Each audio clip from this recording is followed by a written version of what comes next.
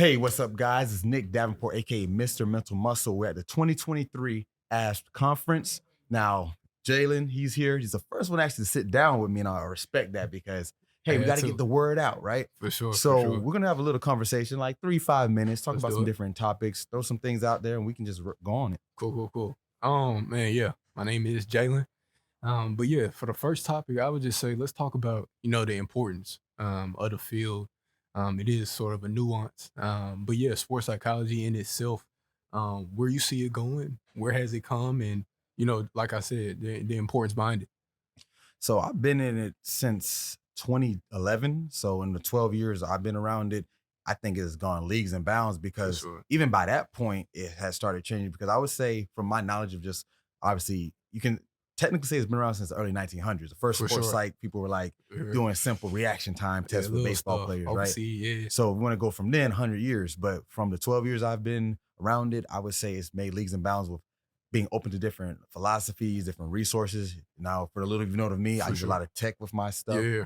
And I think there's a lot more that can be done with that. That's just my personal opinion. And I'm Hmm. not saying it's the end all be all, but that's how the world has changed. The world in Definitely. general has got more technological. So finding ways, not saying there's one method or one tool, but finding ways to make that integrated to help you and your clients. Because at the end of the day, this is what we do it for. So if we can find Definitely. ways to grow, not just with the industry, but with the world, I think that'll Yeah. open up so much more doors for us. Man, and just to piggyback off of that, I definitely agree with everything. Like you mentioned, yeah, it definitely stemmed back to the early 1900s. But I would say I would say last 20 years really, we've made monumental steps. Mhm. And I think just the theories, the application, the techniques that involve our field definitely are universal. Yep. They go across not just people that play sports or athletes, they go across business professionals, people in art, people that actually perform. Literally, if you call yourself a performer, and for me, man, in this game of life, I consider myself a performer. Now you can, get deeper into, what do I do, my profession.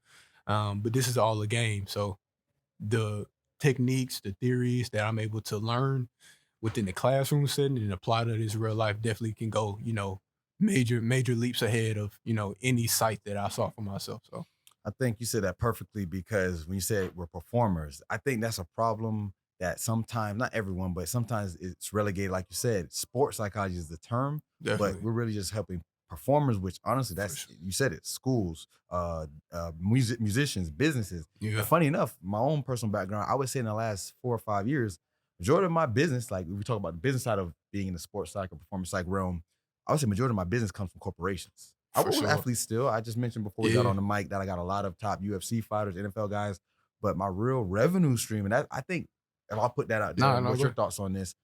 Do you, since you're still in Uh-huh. school, and I can speak on it after, what do you think that side of the business side of becoming in this field, is that covered enough? Can it be done more? And can it be done in a way where it's not necessarily just one-to-one training? Because me, I'm big on multiple revenue So streams. are you saying the business side of evolving the field or just the performers in business? No, more so the okay, good question. So more so as a practitioner, your business, your revenue, how do you Okay. make money?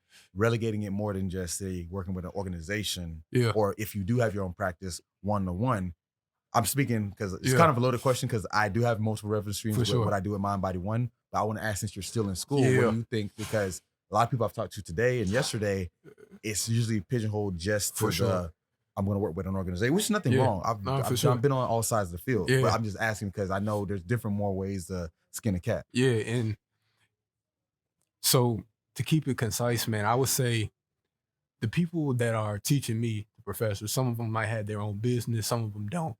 Mhm. But for them to be responsible with teaching me the material from the sports site and the business of running a business, that might be a lot to ask for some people. Mhm. So for me, man, I don't put all the weight on their shoulders.